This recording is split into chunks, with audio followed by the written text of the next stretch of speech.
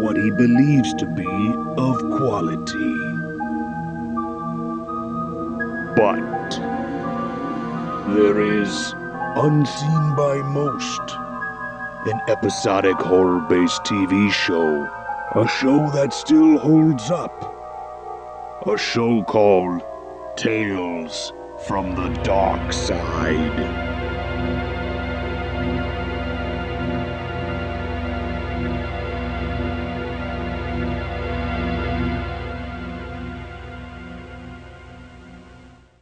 Hi, I'm Horace X. You could put your hands on my screen, Cassie. Hey, what's up, and welcome back to Talks from the Darkside, the podcast where we talk about Tales from the Darkside, the episodic television show created by George Romero and Richard Rubenstein.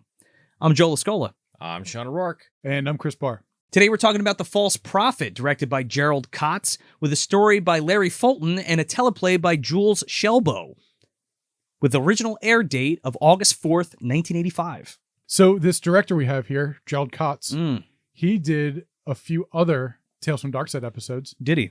And a couple Monsters episodes. No shit. I love that we're still fucking pulling them out. Yeah. You know? Right? I don't think we're ever going to stop pulling them out. And that's the like beauty coursing of this. through, yeah. It's like you have these guys that just keep coming back. Mm-hmm. And so one of the Darkside episodes this guy did was Case of the Stubborns.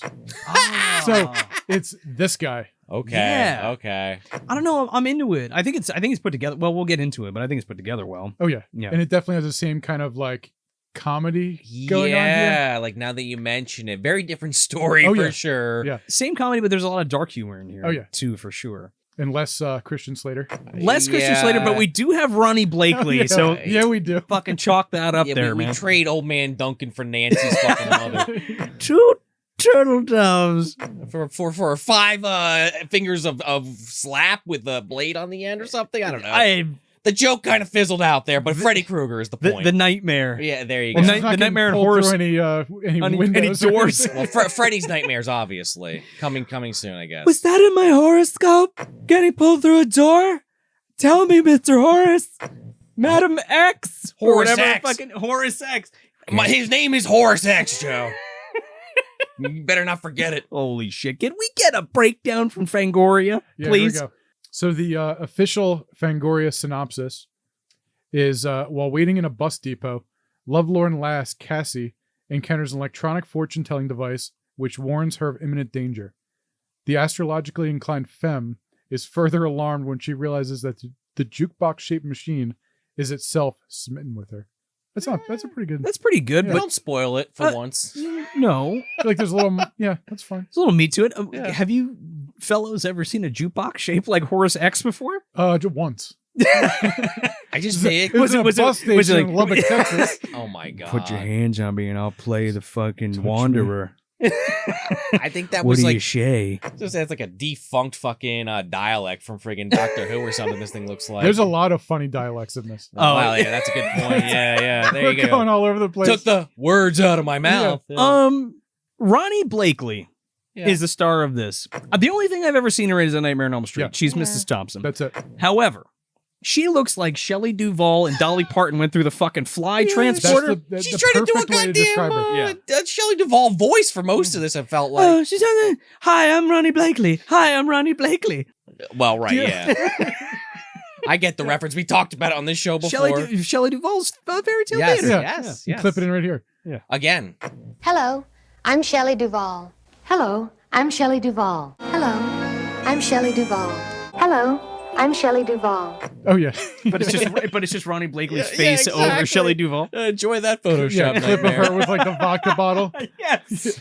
Yeah, so like this woman gets to a bus. But by the way, this is technically a Christmas episode. Hence, It is. For anyone watching the video version of this, I wore a movie dumpster Christmas t-shirt, trashing through the snow. Trashing the snow. The shirt is window dressing to this episode, much like Christmas is window dressing to the Tales episode, because they don't ever address it, but there's like a light up Santa in the background and some like Merry Christmas like decorations. There's on no the wall. music or anything. It's not like, we don't learn the joys of giving and, all that fun stuff. But maybe taking. Yeah. Die Hard is more of a Christmas movie than this is a Christmas Yeah. episode. True. Very Right? true. Okay. Yeah. So, funny story with watching this episode, going to sit down and like go through it again.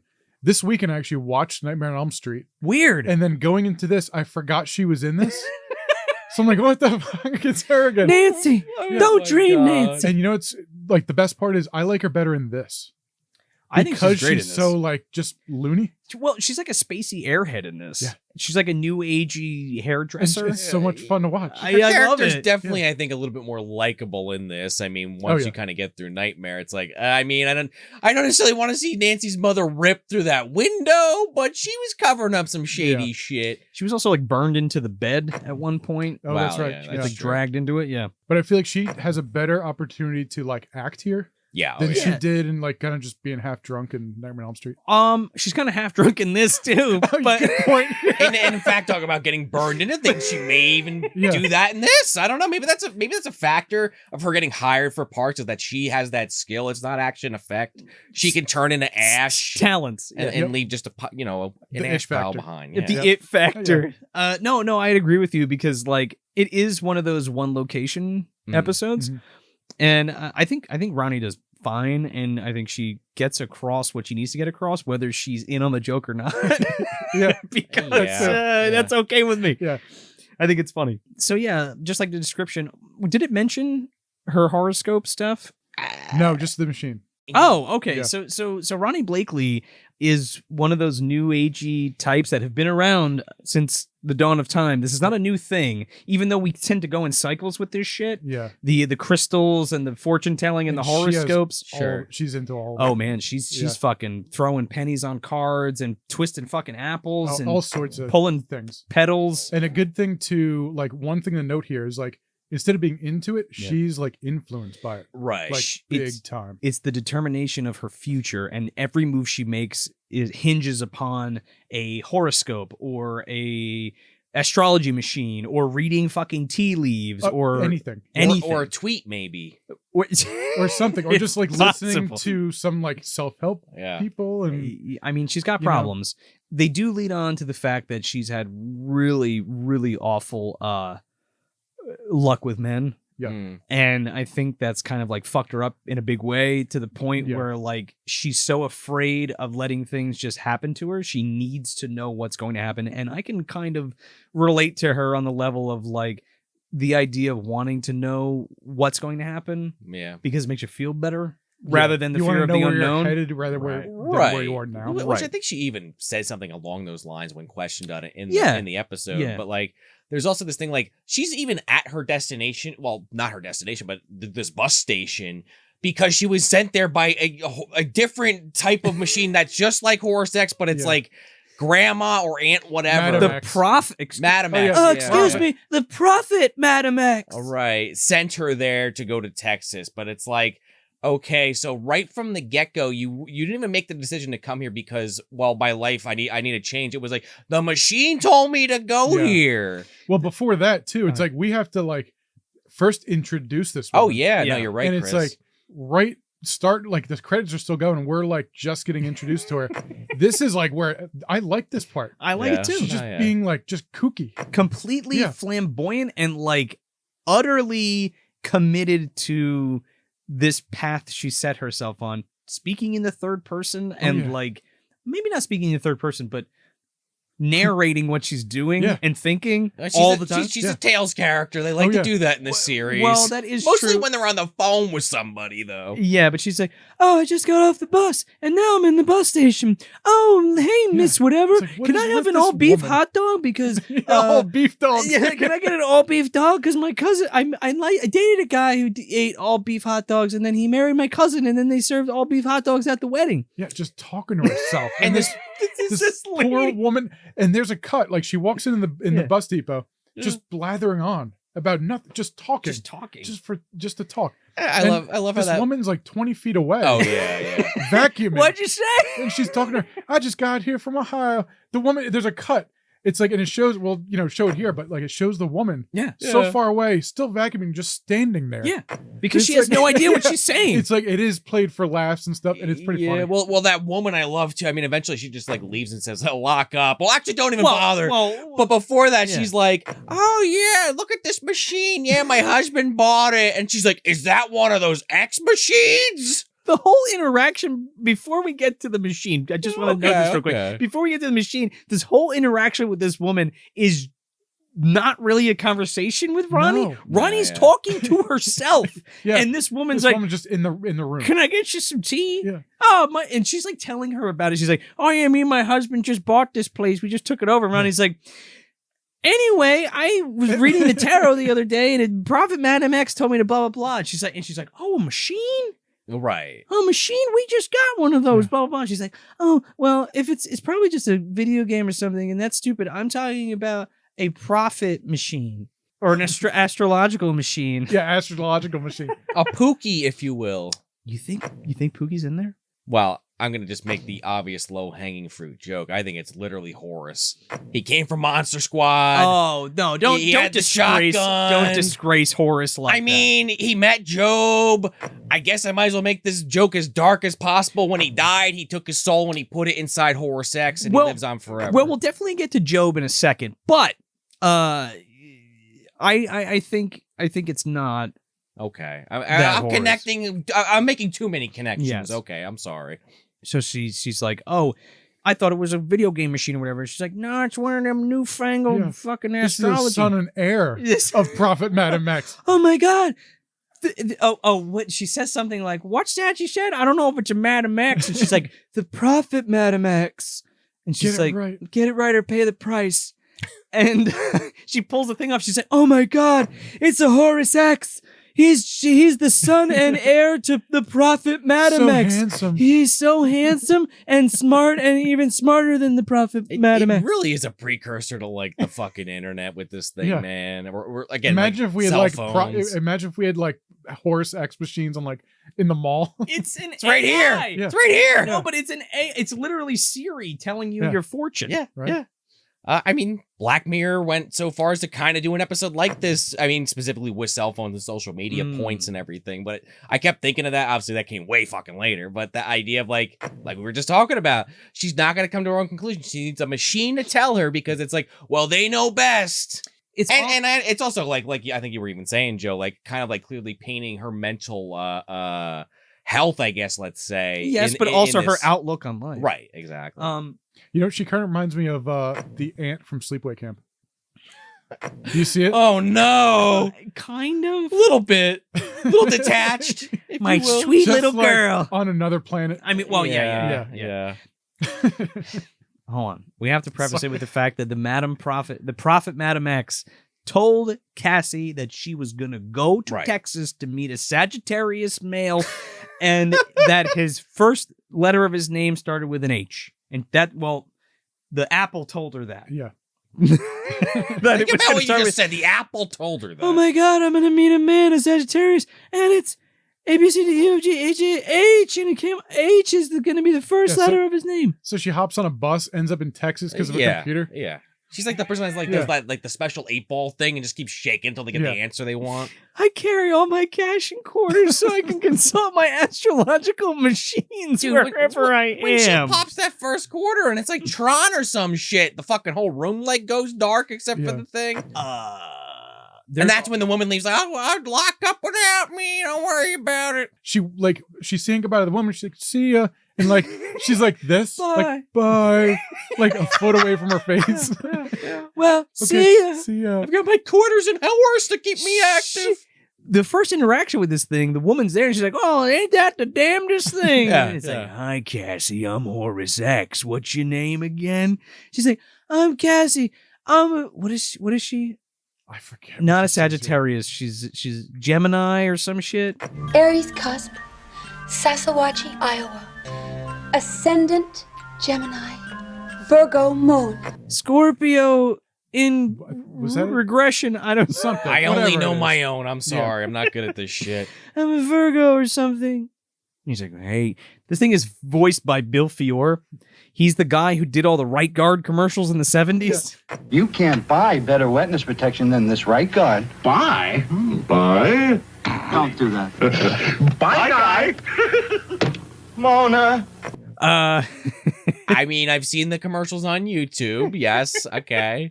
And he's like, hey, Cassie, put your hands on me, Cassie. How you doing, Cassie? "You're real beautiful, Cassie."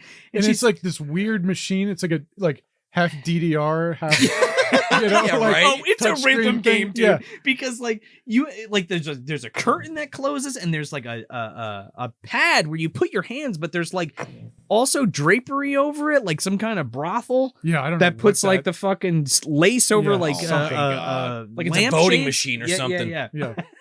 Need your privacy. He's like, put your hands on me, Cassie. And she does it, and she's like, okay, push it harder now. She's like, okay, what's my fortune or whatever? She's like, danger, Cassie. You can't go anywhere. Danger awaits the traveler. Danger awaits. The traveler has come, Oh my Cassie. God. Well, yeah, he was coming all right because what she didn't know is his penis is where those hands Oh, go. she was stroking it's that a machine. Just because it's in one spot on a human doesn't mean it's in the same spot on the machine. And she gets her fortune read, and she looks at the old lady, and she's like, "Isn't this top drawer?" And she's like, "Okay, I usually leave the door unlocked. I hope nobody right. comes in. Yeah. Bye." And it finds this crazy person fondling this machine, coming all over my floor. I don't know. So then there's like a couple more interactions between her and Horace X, and she's completely airheaded to the fact that this thing is spoilers alive, because it shocks her, and he's like, "Cassie, what are you talking about? It's my birthday. My mom is Prophet Madam X. I'm the Sagittarius. I'm the my Sagittarius." God. But there's also like this weird scene during all that where like she's waiting on the bus to get refilled or repaired or whatever. She's reading tea leaves. Well, right, but the bus is finally like ready, and Oh, she's yeah. like, "Oh gosh, just leave without me. Just leave without me." And then you hear like in the distance an explosion, but she never really goes the out to bus. confirm it. She's like, "Oh, the bus blew up." It's like, "Are you gonna go out there and look?" Yeah. I mean, I guess you hear a huge explosion. You take your Yeah, word. it's The starting word to get for a it. little weird here, Yes. and it's like kind of losing its footing of like, it's going fucking wacky. yeah, And the way that it's combated is by interjecting another character who is like anti-prophet. or something. Yeah. I don't know. This really Father- false prophet. Father Heat Jones. Oh, well, that's right, Chris. That's the whole thing. Yeah. Because Horse X is like, a false prophet will come in here. Don't He's like, listen to him. beware false prophets, TM Cassie. Yeah, here comes this priest out of fucking nowhere, stumbling in. "Oh, hey, I'm the priest, Heat Joe or whatever. What the fuck's his Heat name? Jones. Heat Jones. Yeah, this fucking Sammy Hagar looking motherfucker comes in. And he's like, well, goddamn, you're the most beautiful thing I ever saw. I'm the preacher of the moment to moment church. You got to live in the moment. So Yeah, let's it's like, fuck. Is it the devil? It's like that's Right. kind of what it's leading on. Is That's what you like, think, right? Yeah. While you're watching it. Yeah. Yeah. Well, it's they're trying to confuse you too, because it's like, is this guy a false prophet? Is this guy making sense? Because at one point the machine starts talking because he's getting too close to Cassie, and he's like, well, come on, baby, we're living moment to moment. Goddamn, you're the most beautiful thing I've ever seen. The frogs can swim in the pools of your eyes or whatever. And she's like, well, I don't know. You're a false prophet, and I have to talk to my machine. Yeah. Well, doesn't the machine like coax like this fucking guy to touch it? Well, he finally convinces her, like, hey, we should get together. And she's like, well, I guess so. I guess you're the man. Just You're going along with because it. he's like, it's my birthday today, and goddamn, I found a fucking jewel of I'm a a peach. Sagittarius too. God. Turns out, and Like, she's like, oh, cool. oh, great. So they're like embracing. And then all of a sudden, Horace X is like, hey, get your damn hands off her, Biff. Yeah, exactly. That's my woman. From his corner. Where he can't move because he's a fucking machine. This fucking guy's like, did that thing just talk to me?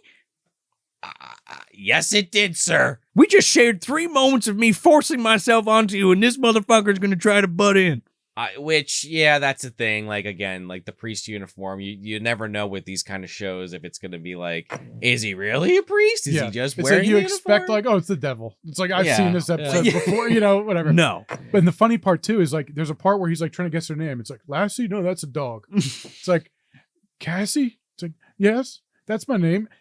And like a minute later, you realize she has a necklace with her name on it. Oh, so he's trying to Oh. read it, yeah. So it's like, Well, he's just a scam does artist. she not know she has a necklace? I think she's Like just that? a moron. Yeah. And he preys upon young stupid Yeah. girls. Yeah, he's not necessarily a good guy either, but No, he's a total piece of shit. He's Yeah. just trying to have sex with this. yeah, no, 100%. I guess that's kind of my point about the priest outfit. It's like you never know what you're going to get when you see someone like Well- that walk in the room in one of these shows. Well, if he's fucking representing the Church of the Fawns, I'm going to say he's not a good guy. Or he's got to just bang on that machine to get it to work properly. He never gets that It's a far. good thing she's not a 10-year-old boy. Oh. Ah. Then she'd really be in trouble. he's like, Diddletown. Just be glad it wasn't Jeffrey Jones that walked in that. put your uniform. hands on me, little Jeffrey boy. Jones. But yeah, like he's We like, found a way to bash Jeffrey Jones. Yes. Wait a second. He's in the horror sex thing. It's like he's talking through the machine. Oh, Put your God. hands on That's me. his penis on That's there. him, yeah. Oh my God, Chris. I mean, I know that Talks from the Dark Side is a show on Movie Dumpster, but again, just a reminder that this is Movie Dumpster in case you forgot. Yeah. The penis jokes, they never go away. They just don't. I love she starts talking to Horace X. Horace X is like, don't do it, Cassie, false prophets. And she's like, Lies. oh, and she's feeding it quarters. She's like, you talking to that goddamn machine? Just up like $9 in that thing. He's Oh like, my something God. fucking wrong with you, girl? I love when he sticks his hands on it though, like he's gonna like show her like what's what. Yeah, because he's like, but I'm flesh and blood. I'm not a machine. That's a machine. You're gonna pick the machine over me? Yeah, it's wire sparks and doodads. Isn't and it? that- Yeah. Yes. Oh my God. And here it's like there's just a lot of back and forth here, and it does get a little like messy. Oh And yeah. you start to kind of lose an idea of like where they're going with it, and they're like Yeah. what Well, they're trying to pull off here. here's where we get the whole thing where she's like, I want to know my future because I don't like not knowing, and it's fun to know Right. what's going to happen next, with the insinuation that she's been hurt a bunch and that she hasn't had the best luck, so therefore she's completely turned her back on fate and chance and all that Yeah. bullshit. And he's preaching more like moment to moment, like live in the now, Live in the sort now of thing. Yeah. And the Horse X is just like, I can tell you where you're going and where you should be going. Yeah, exactly. And that's it. Yeah. He's like, don't get away from me, mister. And Heat Jones goes up and like grabs the fucking eye of this thing, Right, yeah, and it yeah. shocks the living shit out of him. Across the room. And he fucking goes flying back. You think that's the end of that? So then Cassie, of course, has got to get her final moment with Mr. Horse X. Using that little maneuver that the actress is famous for. I was mentioning earlier. Bursting into flames. Oh.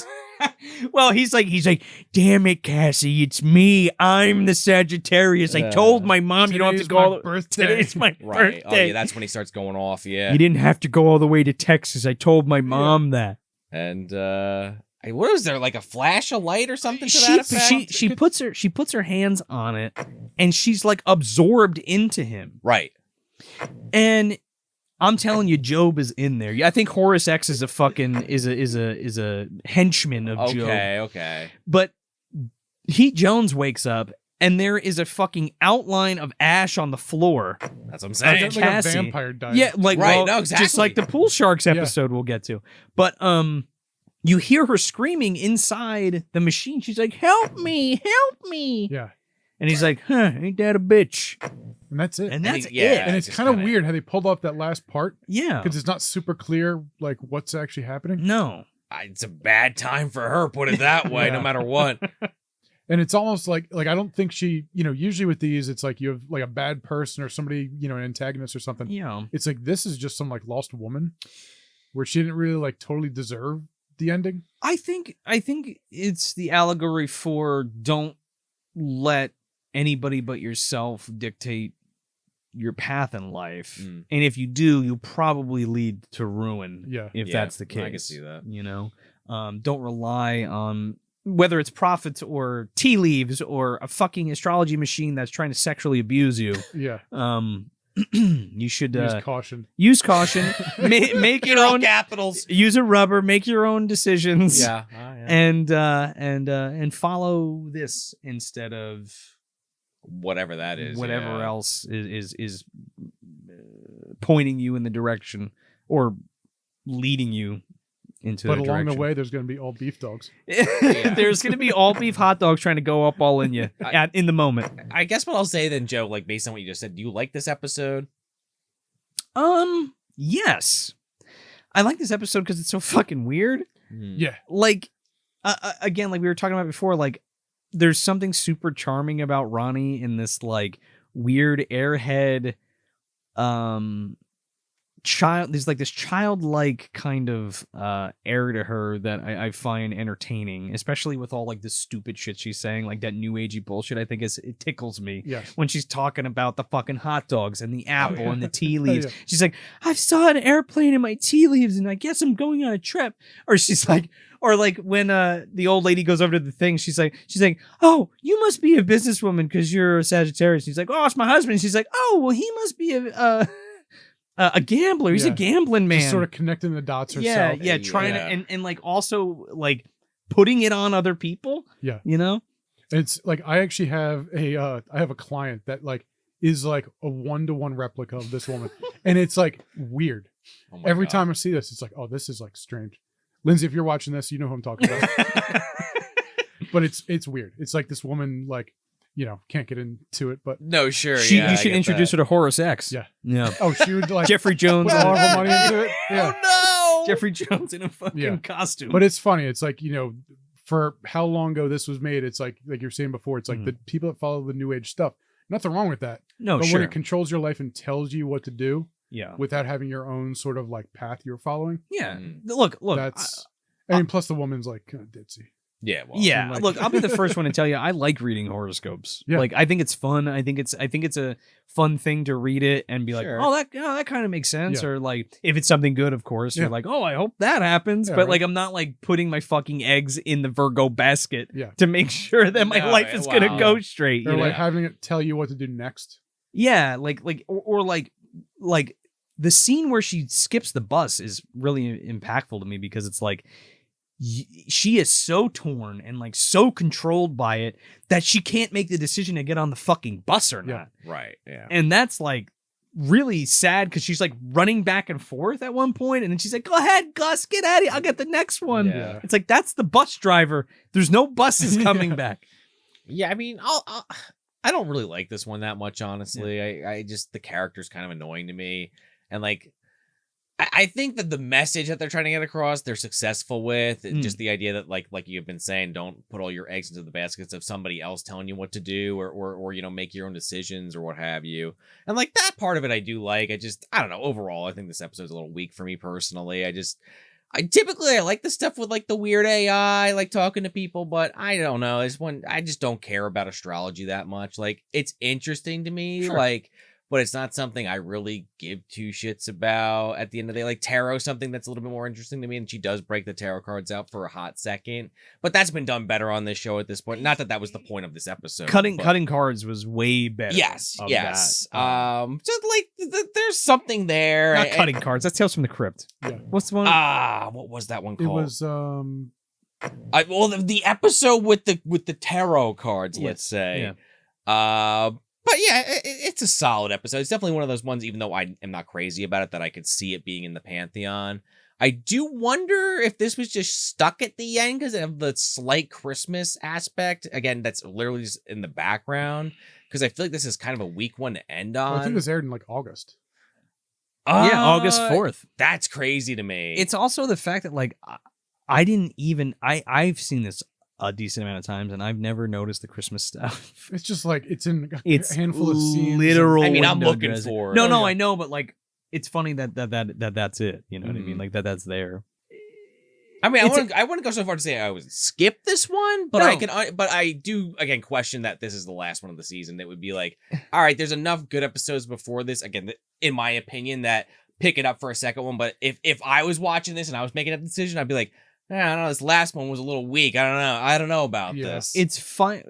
The main theme is finding the balance between living in the moment and kind of figuring out the future or looking towards the future. But like, it's done in a way with this weird sexual deviant astrology machine. Yeah. And it's like, now that I'm thinking about it too, it's like a very damned if you do, damned if you don't point of view from the woman's perspective, because like, the machine's trying to fuck her, and this other guy's trying to fuck her. Yeah. And it's like, there's something else being said there, and I'm not exactly sure what it is. It's like, I feel like there was a better idea of this on paper. Maybe. And it just wasn't executed the way it should have been. Like with the machine being all like coercive and stuff. Yeah, well, I think that's just the weirdness of Tales that it has to be. Yeah. So do you like this one, Chris? How do you feel about it? I don't really like it. Okay. No? I like Cassie as a character, and it starts off good. Like when it starts, I'm like, oh, this is gonna be fun. Like she's weird and she's like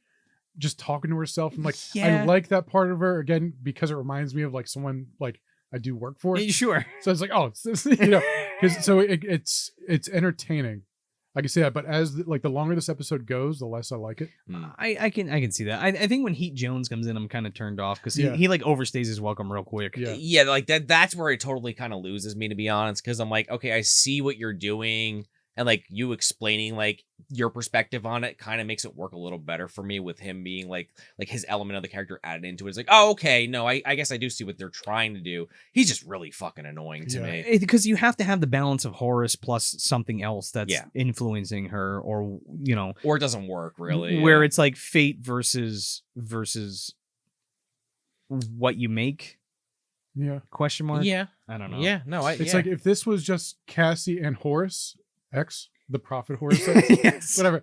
If this was The just, heir to the prophet Madam the X. right, son yeah. and heir Yeah. of the Don't prophet mess it Madam up. X. He's yeah. very handsome. Yeah. I hear. If it was just her and Horace, I feel like this would be a much better episode, like a stronger one. I think so. Not great or all perfect right, like by any tweak stretch, the but ending, yeah. maybe make it a little bit more focused on Right. that. Yeah. like mean- something with the same sort of feel as like that William Shatner episode of Twilight Zone Yeah. in the diner. Yeah. I was gonna say, the Yeah. what are they called with the little hell?